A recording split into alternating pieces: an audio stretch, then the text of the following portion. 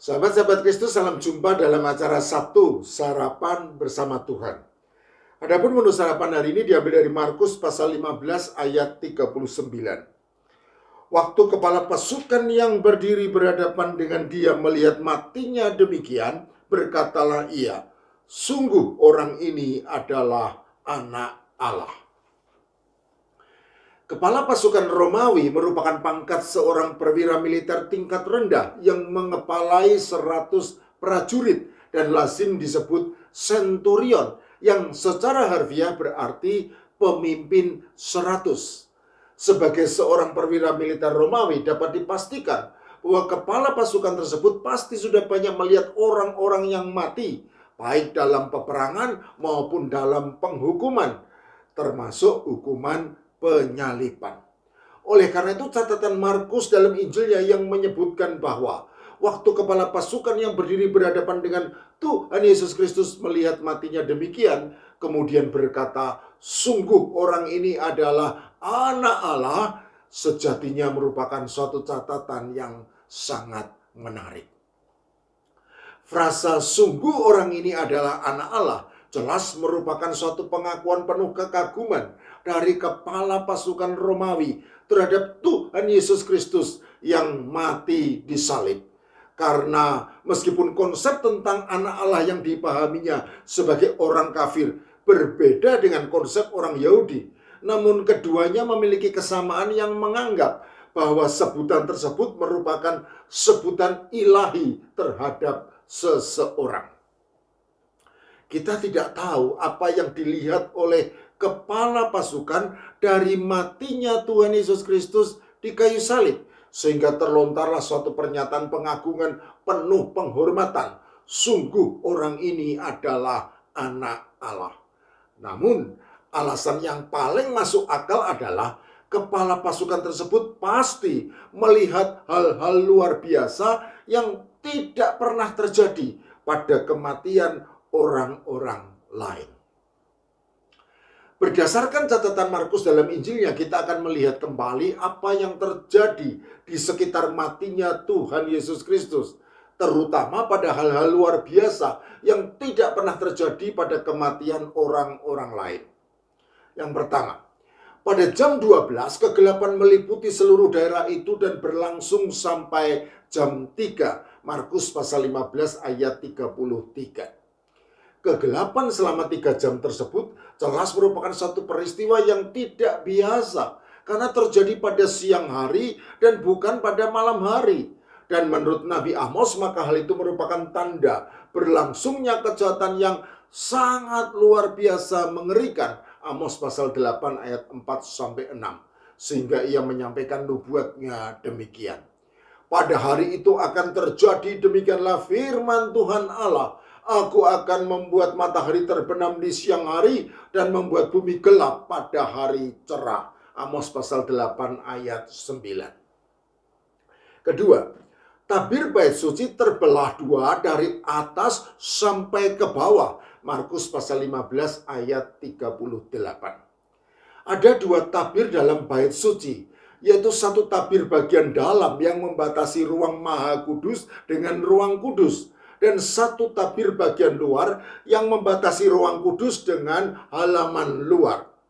Apabila tabir bagian dalam yang terbelah, maka jelas hanya para imam yang mengetahui hal tersebut, karena ruang Maha Kudus dan ruang kudus terlarang bagi orang lain.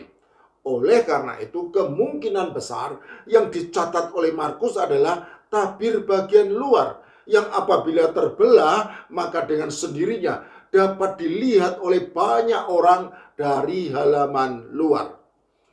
Terbelahnya tabir bait suci dari atas sampai ke bawah jelas merupakan suatu peristiwa yang tidak biasa. Karena apabila dirobek oleh kuasa manusia, maka biasanya akan terbelah dari bawah ke atas. Jadi terbelahnya tabir bait suci tersebut pasti merupakan mukjizat yang dilakukan oleh Allah. Dan mungkin berita luar biasa ini juga sampai ke telinga kepala pasukan. Secara teologis, terbelahnya tabir bait suci dari atas sampai ke bawah dapat dipahami sebagai lambang bahwa melalui kematian Tuhan Yesus Kristus di kayu salib, maka semua orang dari segala bangsa boleh masuk ke dalam tempat kudus untuk menghadap Allah. Karena Tuhan Yesus Kristus telah membuka jalan yang baru dan yang hidup melalui tabir, yaitu dirinya sendiri. Dan ia menjadi imam besar sebagai kepala rumah Allah bagi orang-orang percaya. Ibrani pasal 10 ayat 19 sampai 21. Sahabat-sahabat Kristus, nampaknya dua hal yang tidak biasa tetapi betul-betul terjadi dan berkorelasi dengan matinya Tuhan Yesus Kristus inilah yang membuat kepala pasukan dengan penuh takjub kemudian berseru, sungguh orang ini adalah anak Allah.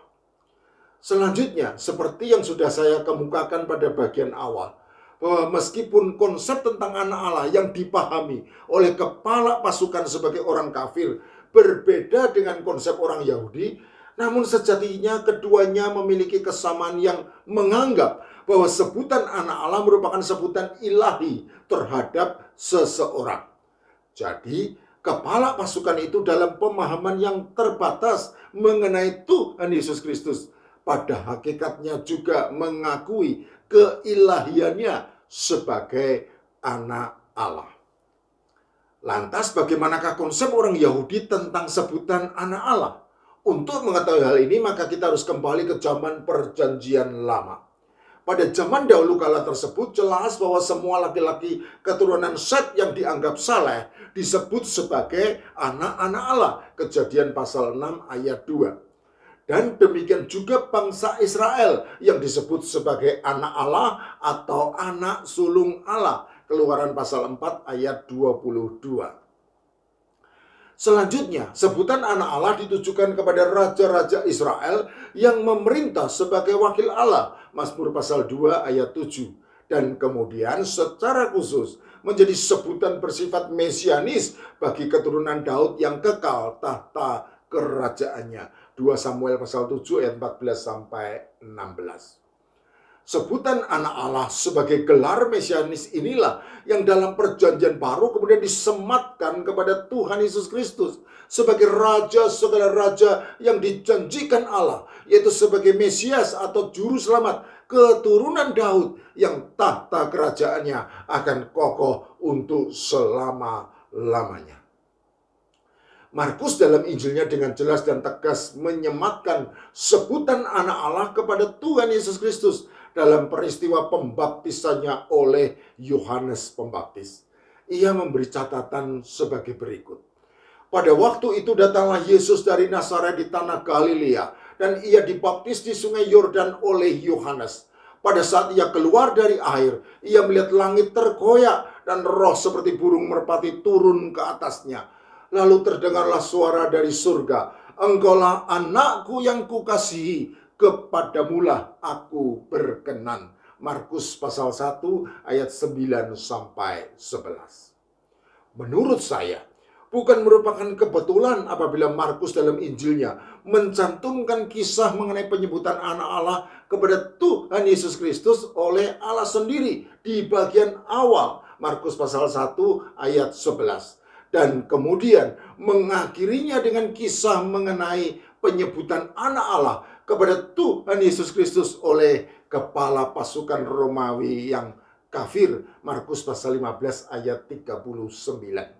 Hal ini jelas menunjukkan bahwa Markus mempunyai tujuan khusus dalam menyusun Injilnya, yaitu untuk menyatakan bahwa Tuhan Yesus Kristus yang merupakan anak Allah tersebut mati di kayu salib bukan terbatas hanya bagi bangsa Israel saja yang merupakan umat pilihan Allah, melainkan juga bagi segala bangsa tanpa terkecuali, karena sejatinya Tuhan Yesus Kristus memang mati di kayu salib di Golgota pada Jumat Agung ribuan tahun yang lalu bagi seluruh umat manusia. Sahabat-sahabat Kristus, sejatinya Tuhan Yesus Kristus adalah anak Allah, dan ia sebagai anak Allah hanya melakukan kehendak Bapanya di surga, yaitu menyerahkan nyawanya ganti nyawa kita. Biarlah kita belajar untuk terus menghayati makna Jumat Agung, dan mari kita menyambut Paskah. Amin.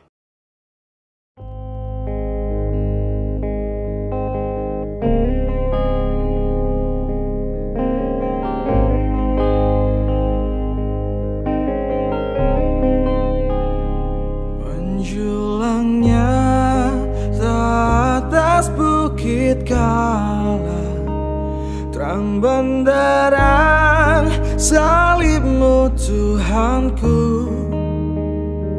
Dari sinarnya yang menyala-nyala, memancar kasih agung dan restu. Seluruh umat insan menengadah ke arah cahaya kasih yang mesra, bagai pelaut yang karam merindukan di ufuk timur bagi mereka.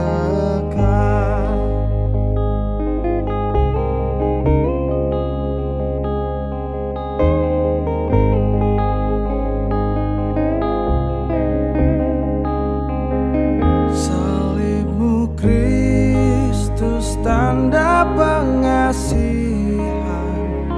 mengangkat hati yang remuk redam, membuat dosa yang tak terperikan